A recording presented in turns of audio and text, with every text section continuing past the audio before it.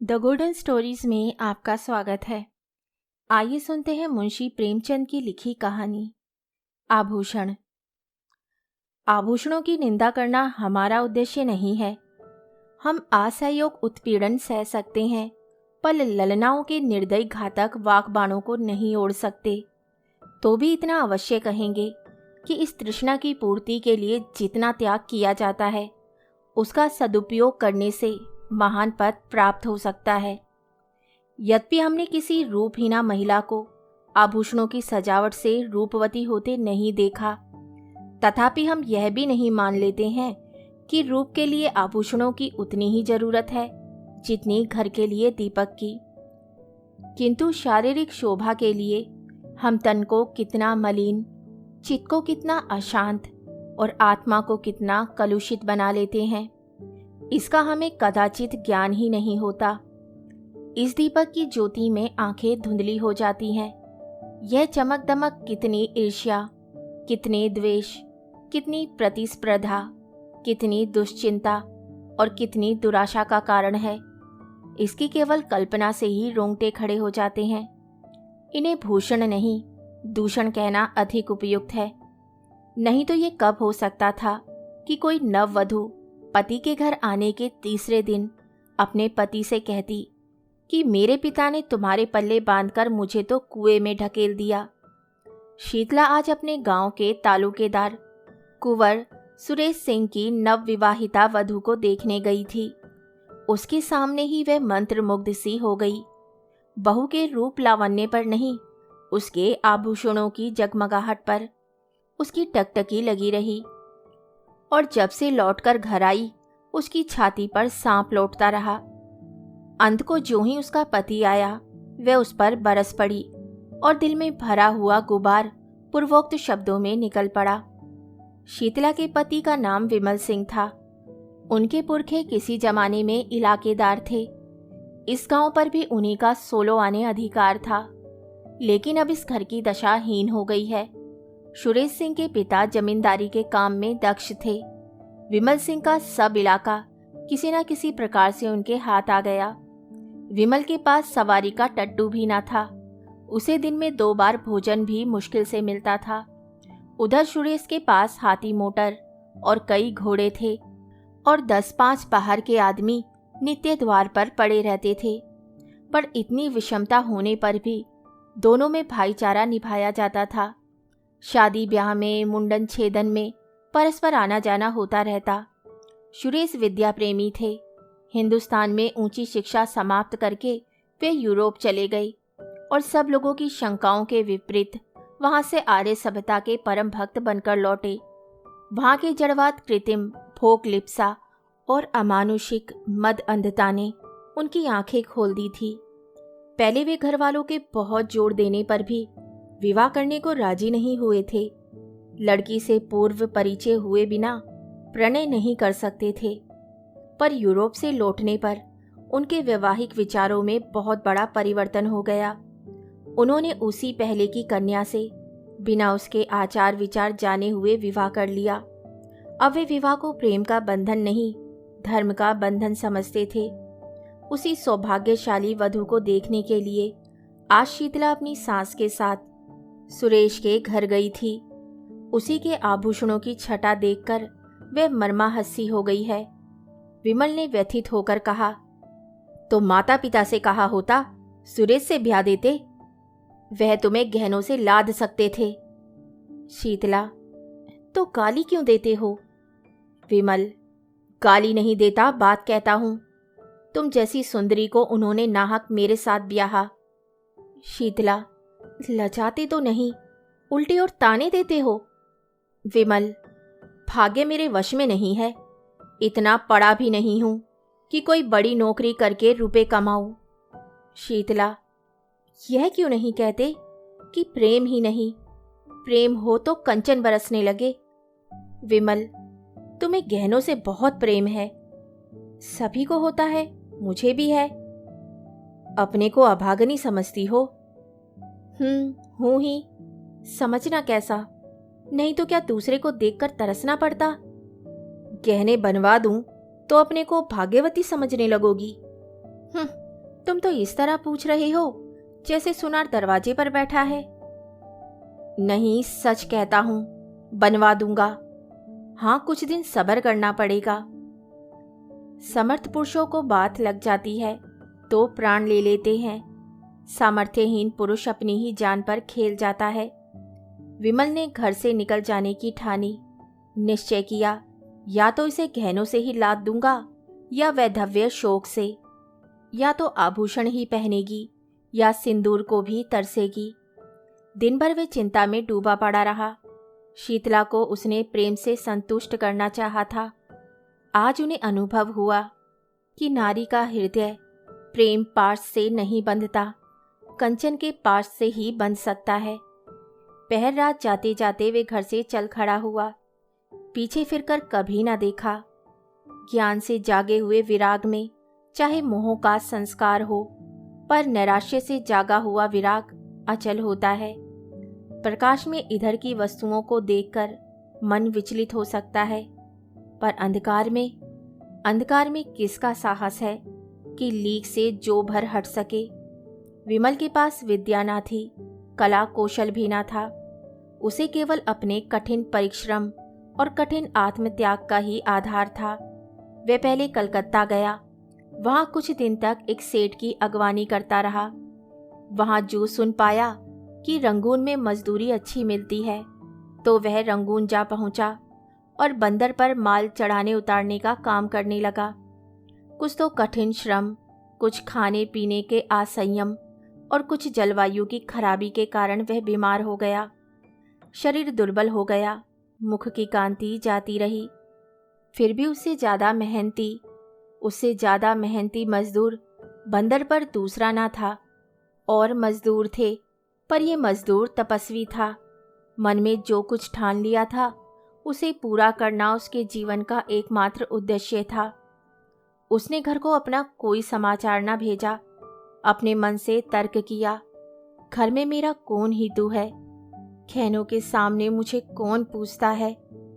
उसकी बुद्धि यह रहस्य समझने में असमर्थ थी कि आभूषणों की लालसा रहने पर भी प्रणय का पालन किया जा सकता है। और मजदूर प्रातःकाल सेरो मिठाई खाकर जलपान करते थे। दिन भर दम दम भरकर गांजे, चरस और तंबाकू के दम लगाते थे। अवकाश पाते तो बाजार की सैर करते। कितनों ही को शराब का ही शौक था। पैसों के बदले रुपए कमाते थे तो पैसों की जगह रुपये खर्च भी कर डालते थे। किसी की देह पर साबुत कपड़े ना थे, पर विमल उन गिनती के 2-4 मजदूरों में था जो संयम से रहते थे, जिनके जीवन का उद्देश्य खा पीकर मर जाने के सिवा कुछ और भी था। थोड़े ही दिनों में उसके पास थोड़ी सी संपत्ति हो गई। धन के साथ और मजदूरों पर दबाव भी बढ़ने लगा। ये प्राय सभी जानते थे कि विमल जाति का कुलीन ठाकुर है। सब ठाकुर ही कहकर उसे पुकारते थे। संयम और आचार सम्मान सिद्धि के मंत्र हैं। विमल मजदूरों का नेता और महाजन हो गया। विमल को रंगून में काम करते हुए 3 वर्ष हो चुके थे। संध्या हो गई थी। वह कई मजदूरों के साथ समुद्र के किनारे बैठे बातें कर रहा था।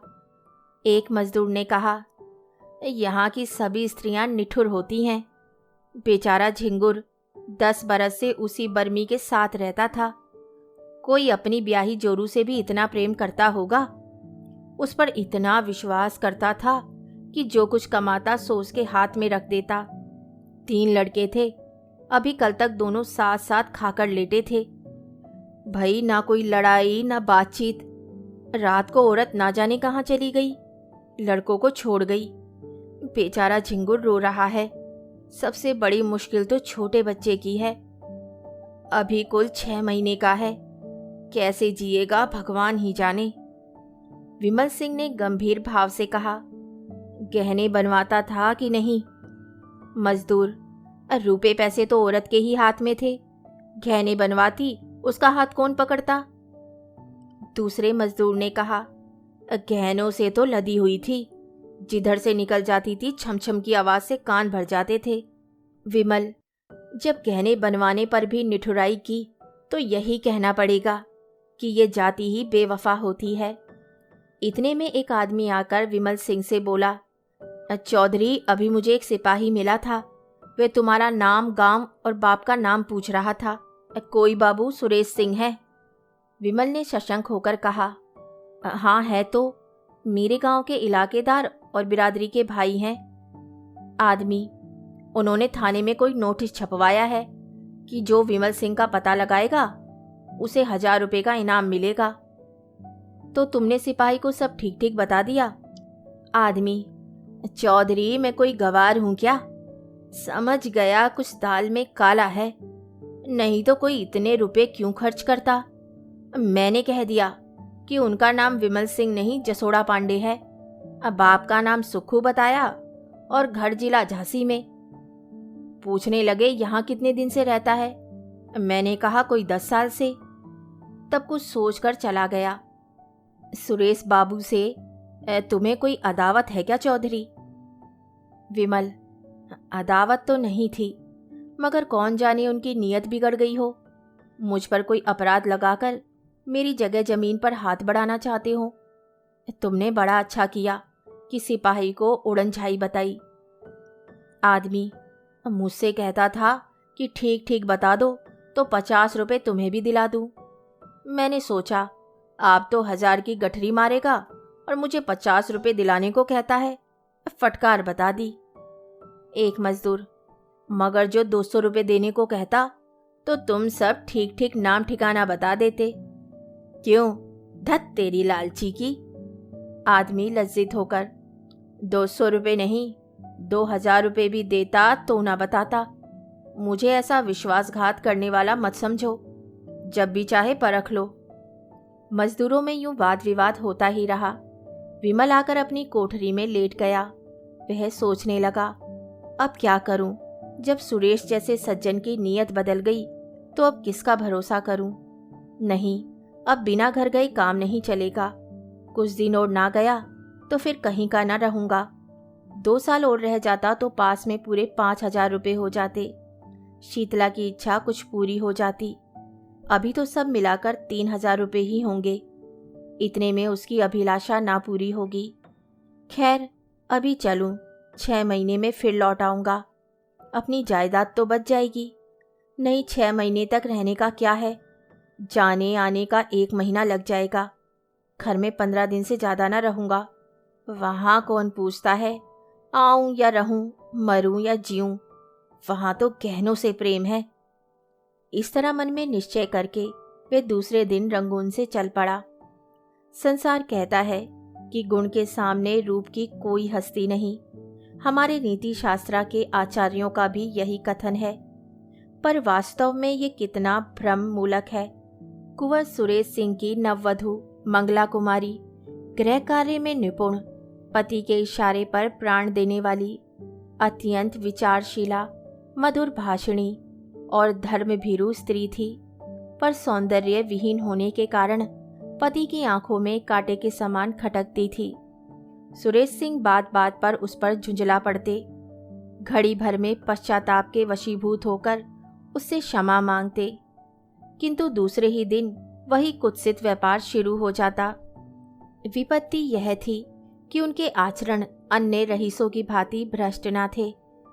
वह दाम्पत्य जीवन ही में आनंद, सुख, शांति, विश्वास, प्राय सभी ऐहिक और पारमार्थिक उद्देश्य पूरा करना चाहते थे, और दाम्पत्य सुख से वंचित होकर उन्हें अपना समस्त जीवन नीरस, स्वादहीन और कुंठित जान पड़ता था।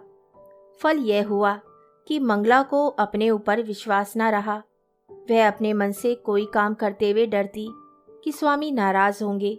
स्वामी को खुश रखने के लिए अपनी भूलों को छिपाती, बहाने करती, झूठ बोलती, नौकरों को अपराध लगाकर आत्मरक्षा करना चाहती। पति को प्रसन्न रखने के लिए उसने अपने गुणों की, अपनी आत्मा की अवहेलना की, पर उठने के बदले वे पति की नज़रों से गिरती ही गई। नित्य नए श्रृंगार करती, पर लक्ष्य से दूर होती जाती। पति की एक मधुर मुस्कान के लिए, उनके अधरों के एक मीठे शब्द के लिए उसका प्यासा हृदय तड़प तड़प कर रह जाता। लावण्य विहीन स्त्री वह भिक्षुक नहीं है जो चंगुल भर आटे से संतुष्ट हो जाए। वह भी पति का संपूर्ण अखंड प्रेम चाहती है, और कदाचित सुंदरियों से अधिक, क्योंकि वे इसके लिए असाधारण प्रयत्न और अनुष्ठान करती है। मंगला इस प्रयत्न में निष्फल होकर भी संतृप्त होती थी। धीरे धीरे पति पर से उनकी श्रद्धा उठने लगी।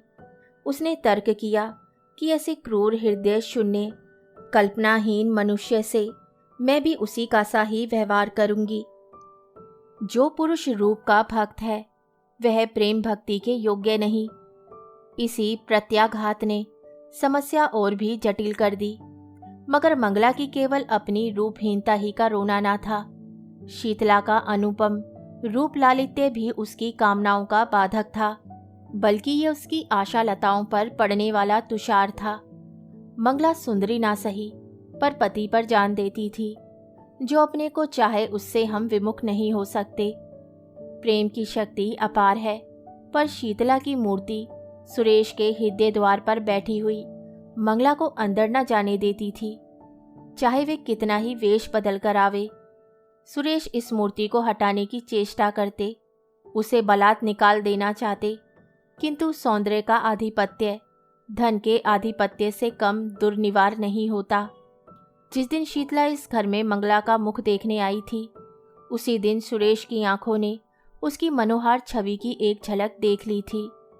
वह एक झलक मानो एक क्षणिक क्रिया थी, जिसने एक ही धावे में समस्त हृदय राज्य को जीत लिया, उस पर अपना आधिपत्य जमा लिया।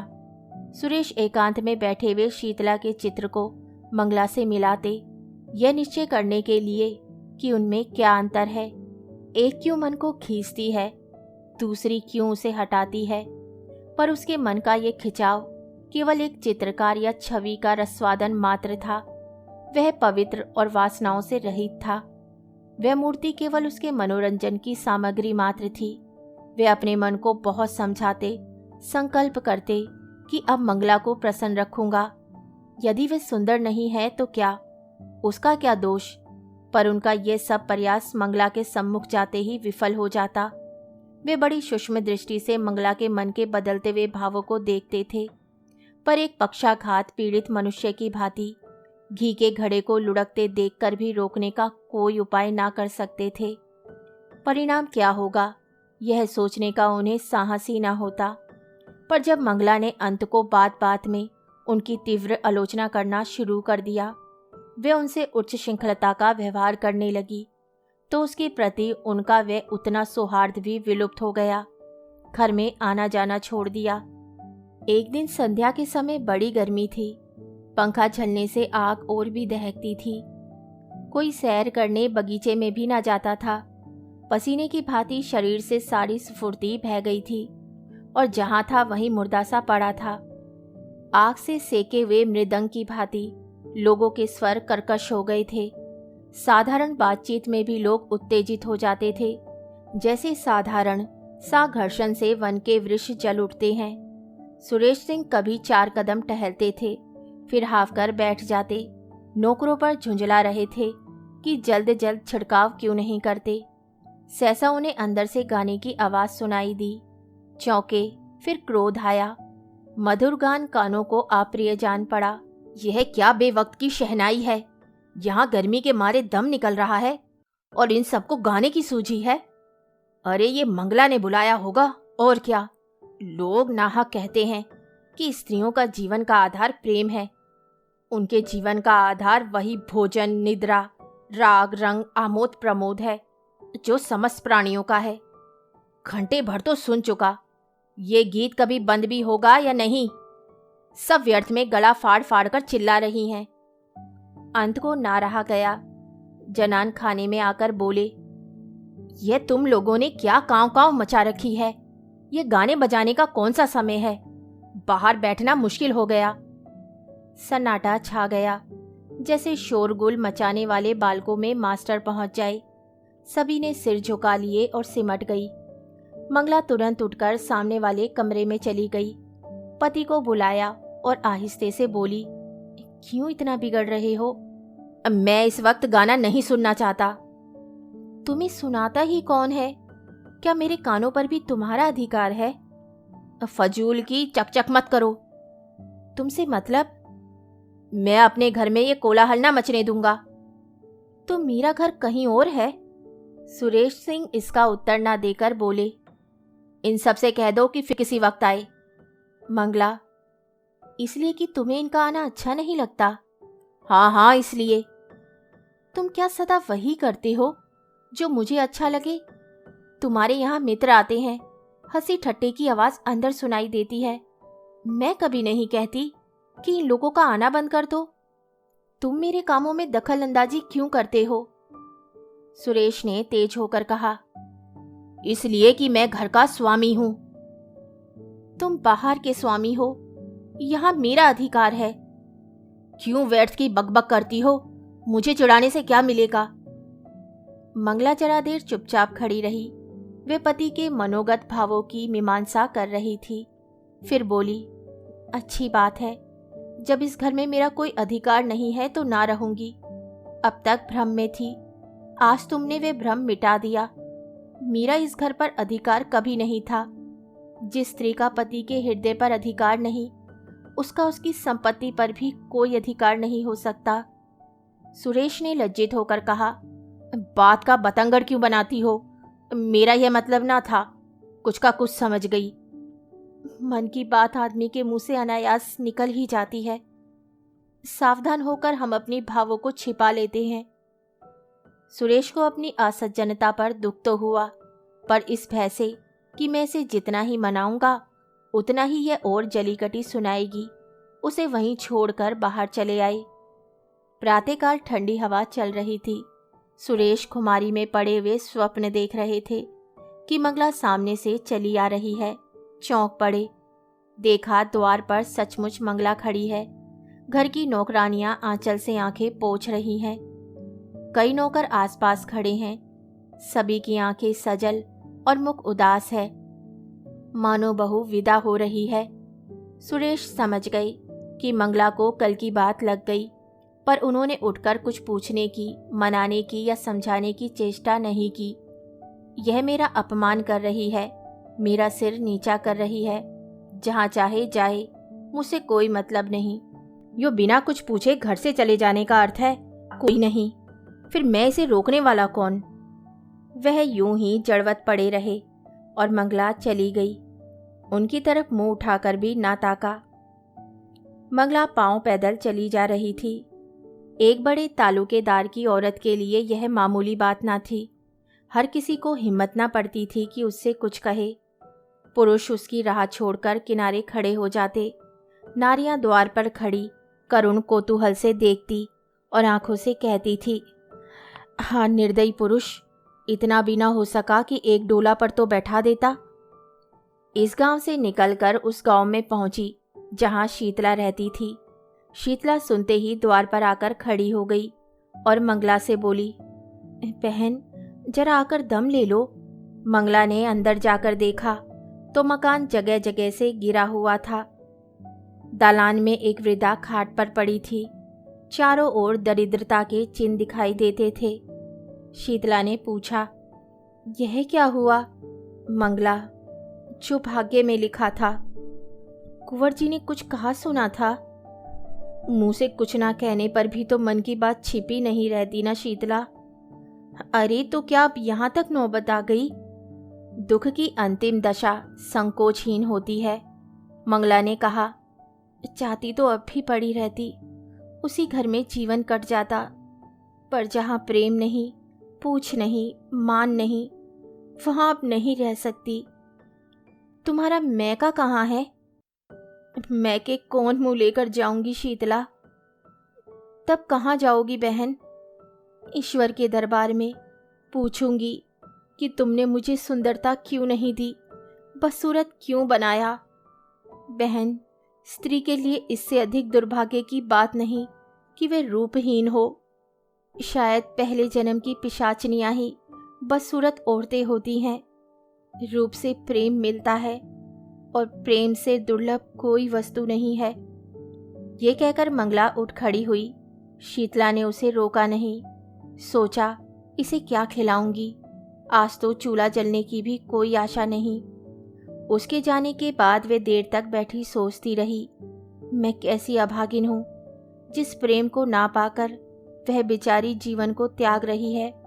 उसी प्रेम को मैंने पांव से ठुकरा दिया। इसे जेवर की क्या कमी थी? क्या ये सारे जड़ाऊ जेवर इसे सुखी रख सके? इसने उन्हें पांव से ठुकरा दिया। उन्हीं आभूषणों के लिए मैंने अपना सर्वस्व खो दिया। हाँ, ना जाने वह कहाँ है, किस दशा में है।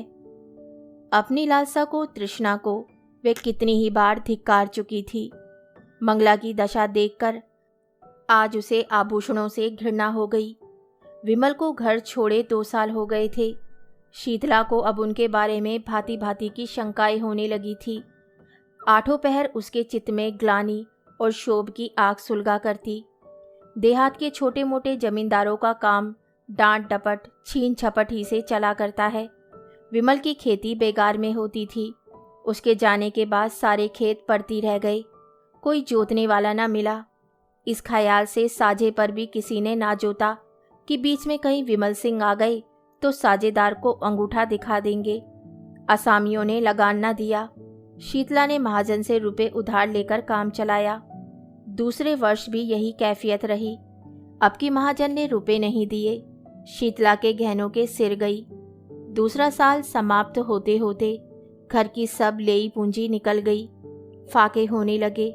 बूढ़ी साथ, छोटा देवर, ननंद और आप 4 प्राणियों का खर्च था। नाथ हित भी आते ही रहते थे। उस पर यह मुसीबत हुई कि मैके में एक फौजदारी हो गई। पिता और बड़े भाई उसमें फंस गए। 2 छोटे भाई, 1 बहन और माता, 4 प्राणी और सर पर आ डटे। गाड़ी पहले मुश्किल से चलती थी, अब जमीन में धंस गई। प्रातःकाल से कलह आरंभ हो जाता। समधिन से साले बहनोई से गुथ जाते। कभी तो अन्न के अभाव से भोजन ही ना बनता, कभी भोजन बनने पर भी गाली गलौज के कारण खाने की नौबत ना आती। लड़के दूसरे के खेतों में जाकर गन्ने और मटर खाते। बुढ़िया दूसरों के घर जाकर अपना दुखड़ा रोती और ठकुर सोहाती करती। पुरुष की अनुपस्थिति में स्त्री के मैके वालों का प्राधान्य हो जाता है। इस संग्राम में प्राय विजय पताका मैके वालों ही के हाथ में रहती है। किसी भांति घर अनाज आ जाता तो उसे पीसे कौन। शीतला की माँ कहती, 4 दिन के लिए आई हूँ तो क्या चक्की चलाऊं? सास कहती, खाने की बेर तो बिल्ली की तरह लपकेगी, पीसते क्यों जान निकलती है। विवश होकर शीतला को अकेले पीसना पड़ता। भोजन के समय वह महाभारत मस्ता कि पड़ोस वाले तंग आ जाते। शीतला कभी माँ के पैरों पड़ती, कभी सास के चरण पकड़ती, लेकिन दोनों ही उसे झिड़क देती। माँ कहती, तूने यहाँ बुलाकर हमारा पानी उतार दिया। सास कहती, मेरी छाती पर सोत लाकर बैठा दी, अब बातें बनाती है। इस घोर विवाद में शीतला अपना विरह शोक भूल गई। सारी अमंगल शंकाएं इस विरोधाग्नि में शांत हो गई। बस अब यही चिंता थी कि इस दशा से छुटकारा कैसे हो। माँ और सास दोनों ही का यमराज के सिवा और कोई ठिकाना ना था, पर यमराज उनका स्वागत करने के लिए बहुत उत्सुक नहीं जान पड़ते थे। सैकड़ों उपाय सोचती, पर उस पथिक की भांति जो दिन भर चलकर भी अपने द्वार ही पर खड़ा हो, उसकी सोचने की शक्ति निश्चल हो गई थी। चारों तरफ निगाहें दौड़ाती कि कहीं कोई शरण का स्थान है, पर कहीं निगाह न जमती। एक दिन वे इसी नैराश्य की अवस्था में द्वार पर खड़ी थी। मुसीबत में, चित्त की उद्विग्नता में, इंतजार में द्वार से हमें प्रेम हो जाता है। सहसा उसने बाबू सुरेश सिंह को सामने से घोड़े पर जाते देखा। उनकी आंखें उसकी ओर फिरी, आंखें मिल गई। वे झिझक कर पीछे हट गई, किवाड़े बंद कर लिए। कुंवर साहब आगे बढ़ गए। शीतला को खेद हुआ कि उन्होंने मुझे देख लिया। मेरे सिर पर साड़ी फटी हुई थी, चारों तरफ उसमें पैबंद लगे हुए थे। वे अपने मन में ना जाने क्या कहते होंगे।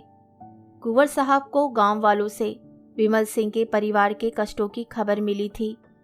वह गुप्त रूप से उनकी कुछ सहायता करना चाहते थे, पर शीतला को देखते ही संकोच ने उन्हें ऐसा दबाया कि द्वार पर एक क्षण भी न रुक सके। मंगला के गृह त्याग के 3 महीने पीछे आज वे पहली बार घर से निकले थे। मारे शर्म के बाहर बैठना छोड़ दिया था। इसमें संदेह नहीं कि कुंवर साहब मन में शीतला के रूप रस का आस्वादन करते थे। मंगला के जाने के बाद उनके हृदय में एक विचित्र दुष्कामना जाग उठी। क्या किसी उपाय से ये सुंदरी मेरी नहीं हो सकती? विमल का मुद्दत से पता नहीं, बहुत संभव है कि अब संसार में ना हो, किंतु वे इस दुष्कल्पना को विचार से दबाते रहते। शीतला की विपत्ति की कथा सुनकर भी वे उसकी सहायता करते हुए डरते थे। कौन जाने वासना यही वेश धरकर मेरे विचार और विवेक पर कुठाराघात करना चाहती हो। अंत को लालसा की कपट लीला उन्हें भुलावा दे गई। वे शीतला के घर उसका हालचाल पूछने गए। मन में तर्क किया, ये कितना घोर अन्याय है कि एक अबला ऐसे संकट में हो और मैं उसकी बात भी ना पूछूं। पर वहां से लौटे तो बुद्धि और विवेक की रस्सियां टूट गई थी और नौका मोह वासना के अपार सागर में डुबकियां खा रही थी। ये मनोहर छवि, ये अनुपम सौंदर्य एक क्षण में उन्मत्तों की भांति बहकने लगे। ये प्राण और ये शरीर तेरी भेंट करता हूँ। संसार हंसेगा हंसे, महापाप है हो, कोई चिंता नहीं। इस स्वर्गीय आनंद से मैं अपने को वंचित नहीं कर सकता। वे मुझसे भाग नहीं सकती। इस हृदय को छाती से निकालकर उसके पैरों पर रख दूंगा।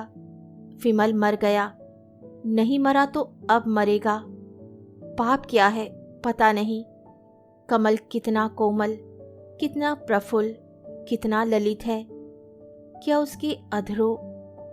अकस्मात वे ठिठक गए, जैसे कोई भूली हुई बात याद आ जाए। मनुष्य में बुद्धि के अंतर्गत एक अज्ञात बुद्धि होती है। जैसे रण क्षेत्र में हिम्मत हारकर भागने वाले सैनिकों को किसी गुप्त स्थान से आने वाली कुमक संभाल लेती है, वैसे ही इस अज्ञात बुद्धि ने सुरेश को सचेत कर दिया। वह संभल गई। ग्लानि से उनकी आंखें भर आई। वह कई मिनट तक किसी दंडित कैदी की भांति शुद्ध खड़े सोचते रहे।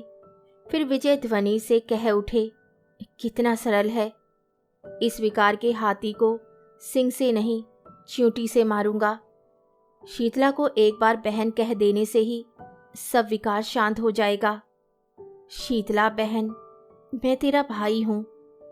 उसी क्षण उन्होंने शीतला को पत्र लिखा, बहन, तुमने इतने कष्ट झेले पर मुझे खबर तक ना दी। मैं कोई गैर न था, मुझे इसका दुख है। खैर, अब ईश्वर ने चाहा तो तुम्हें कष्ट ना होगा। इस पत्र के साथ उन्होंने अनाज और रुपए भेजे। शीतला ने उत्तर दिया, भैया क्षमा करो, जब तक जीऊंगी तुम्हारा यश गाऊंगी। तुमने मेरी डूबती नाव पार लगा दी। कई महीने बीत गए। संध्या का समय था। शीतला अपनी मैना को चारा चुगा रही थी। उसे सुरेश नेपाल से उसी के वास्ते लाए थे। इतने में सुरेश आकर आंगन में बैठ गए। शीतला ने पूछा, कहाँ से आते हो भैया?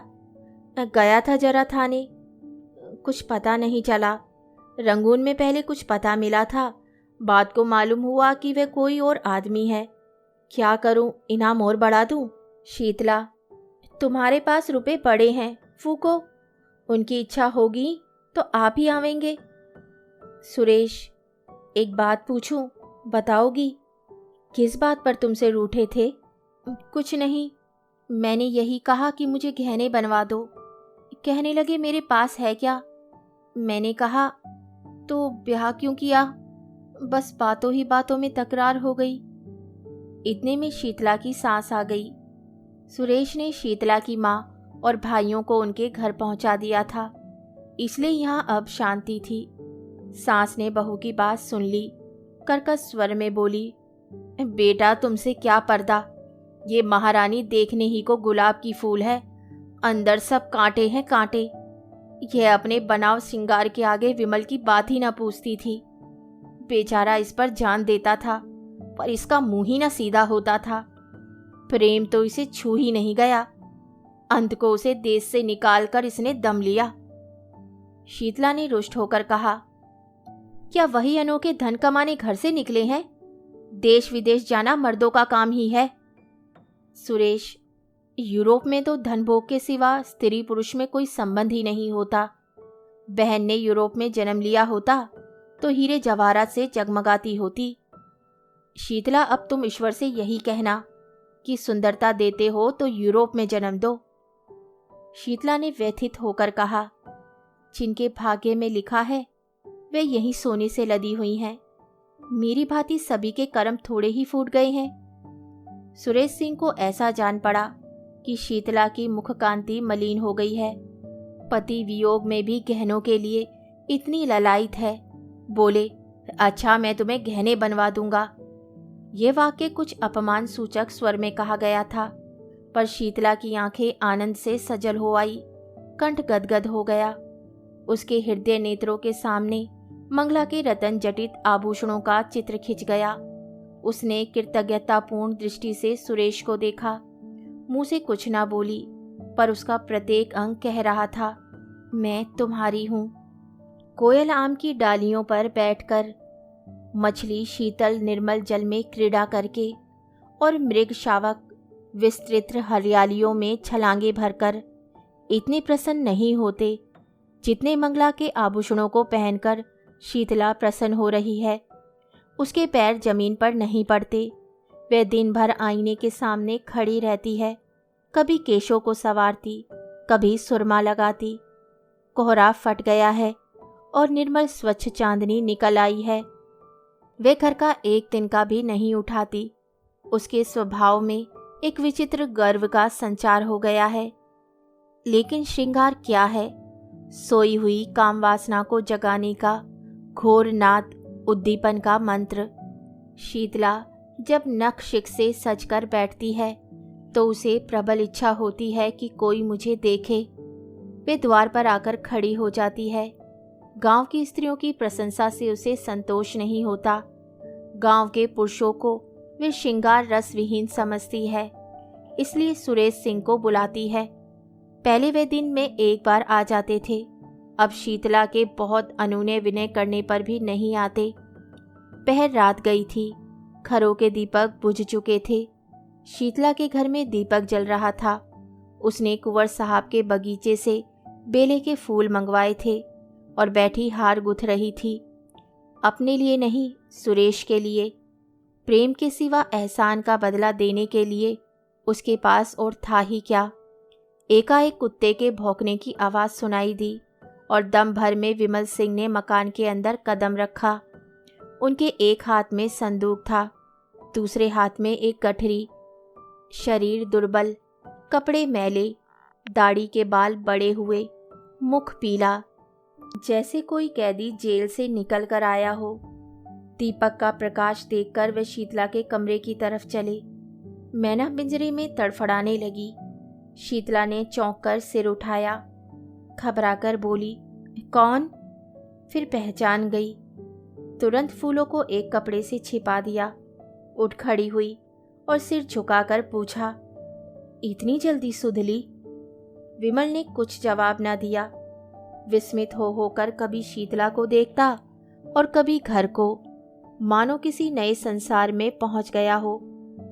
यह वे अधखिला फूल ना था जिसकी पंखुड़ियां अनुकूल जलवायु ना पाकर सिमट गई थीं। यह पूर्ण विकसित कुसुम था, ओस के जलकणों से जगमगाता और वायुओं के झोंके से लहराता हुआ। विमल उसकी सुंदरता पर पहले ही मुग्ध था, पर यह ज्योति वह अग्नि ज्वाला थी जिससे हृदय में ताप और आंखों में जलन होती थी। ये आभूषण, ये वस्त्र, ये सजावट। उसके सिर में एक चक्कर सा आ गया, जमीन पर बैठ गया। इस सूर्यमुखी के सामने बैठते हुए उसे लज्जा आती थी। शीतला अभी तक स्तंभित खड़ी थी। वे पानी लाने नहीं दौड़ी, उसने पति के चरण नहीं धोए, उसको पंखा तक नहीं झला। हतबुद्धि सी हो गई थी। उसने कल्पनाओं की कैसी सुरमे वाटिका लगाई थी, उस पर तुषार पड़ गया। वास्तव में इस मलिन वदन अर्धनग्न पुरुष से उसे घृणा हो रही थी। ये घर का जमींदार विमल ना था, वह मजदूर हो गया था। मोटा काम मुखाकीर्ति पर असर डाले बिना नहीं रहता। मजदूर सुंदर वस्त्रों में भी मजदूर ही रहता है। सहसा विमल की माँ चौंकी। शीतला के कमरे में आई तो विमल को देखते ही मातृ स्नेह से विवल होकर उसे छाती से लगा लिया। विमल ने उसके चरणों पर सिर रखा। उसकी आंखों से आंसुओं की गरम गरम बूंदें निकल रही थी। माँ पुलकित हो रही थी, मुख से बात ना निकलती थी। एक क्षण में विमल ने कहा, अम्मा। कंठध्वनि ने उसका आशय प्रकट कर दिया। माँ ने प्रश्न समझकर कहा, नहीं बेटा, यह बात नहीं है। यह देखता क्या हूं? माँ, स्वभाव ही ऐसा है तो कोई क्या करे। माँ, सुरेश ने मेरा हुलिया क्यों लिखवाया था? तुम्हारी खोज लेने के लिए बेटा। उन्होंने दया न की होती तो आज घर में किसी को जीता ना पाते। बहुत अच्छा होता माँ, बहुत अच्छा होता। शीतला ने ताने से कहा, अपनी ओर से तुमने सबको मार ही डाला था।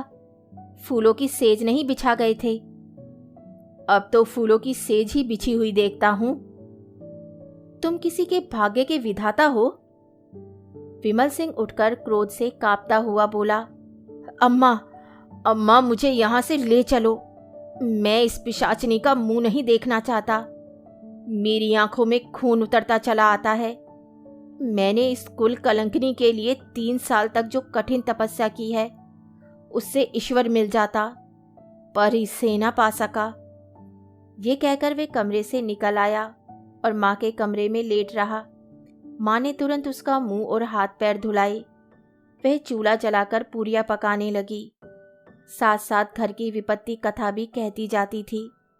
विमल के हृदय में सुरेश के प्रति जो विरोधाग्नि प्रज्वलित हो रही थी, वह शांत हो गई, लेकिन हृदय दाह ने रक्त दाह का रूप धारण किया। जोर का बुखार चढ़ाया। लंबी यात्रा की थकान और कष्ट तो था ही, बरसों के कठिन श्रम और तप के बाद यह मानसिक संताप और भी दुस्सह हो गया। सारी रात वह अचेत पड़ा रहा। माँ बैठी पंखा झलती और रोती थी। दूसरे दिन भी वह बेहोश पड़ा रहा। शीतला उसके पास एक क्षण के लिए भी ना आई। उन्होंने मुझे कौन से सोने के कोर खिला दिए हैं जो उनकी धोस सहूं? यहाँ तो जैसे घर रहे वैसे रहे विदेश। किसी की फूटी कौड़ी नहीं जानती। बहुत ताव दिखाकर गए थे, क्या लाद लाए। संध्या के समय सुरेश को खबर मिली, तुरंत दौड़े हुए आए। आज 2 महीने के बाद उन्होंने उस घर में कदम रखा। विमल ने आंखें खोली, पहचान गया। आंखों से आंसू बहने लगे। सुरेश के मुखारविंद पर दया की ज्योति झलक रही थी। विमल ने उसके बारे में जो अनुचित संदेह किया था, उसके लिए वे अपने को धिक्कार रहा था। शीतला ने जो ही सुना कि सुरेश सिंह आए हैं, तो तुरंत शीशे के सामने गई, केश छिटका लिए और विपत की मूर्ति बनी हुई विमल के कमरे में आई। कहाँ तो विमल की आंखें बंद थी, मूर्छित सा पड़ा था। कहाँ शीतला के आते ही आंखें खुल गई। अग्नि में नेत्रों से उसकी ओर देखकर बोला, अभी आई है? आज के तीसरे दिन आना। कुंवर साहब से उस दिन फिर भेंट होगी। शीतला उल्टे पांव चली गई। सुरेश पर घड़ों पानी पड़ गया। मन में सोचा, कितना रूप लावण्य है, पर कितना विषाक्त। हृदय की जगह केवल श्रृंगार लालसा। आतंक बढ़ता गया। सुरेश ने डॉक्टर बुलवाए, पर मृत्युदेव ने किसी की ना मानी। उनका हृदय पाषाण है, किसी भांति नहीं पसीजता। कोई अपना हृदय निकाल कर रख दे, आंसुओं की नदी बहा दे, पर उन्हें दया नहीं आती। बसे हुए घर को उजाड़ना, लहराती हुई खेती को सुखाना उनका काम है। और उनकी निर्दयता कितनी विनोद में है। ये नित्य नए रूप बदलते रहते हैं। कभी दामिनी बन जाते हैं तो कभी पुण्यमाला, कभी सिंही बन जाते हैं तो कभी सियार, कभी अग्नि के रूप में दिखाई देते हैं तो कभी जल के रूप में। तीसरे दिन पिछली रात को विमल की मानसिक पीड़ा और हृदय ताप का अंत हो गया। चोर दिन को कभी चोरी नहीं करता। यम के दूत प्राय रात ही को सबकी नज़र बचाकर आते हैं और प्राण रत्न को चुरा ले जाते हैं। आकाश के फूल मुरझाए हुए थे, वृक्ष समूह स्थिर थे, पर शोक में मग्न सिर झुकाए हुए। रात शोक का बाह्य रूप है, रात मृत्यु का क्रीड़ा क्षेत्र है।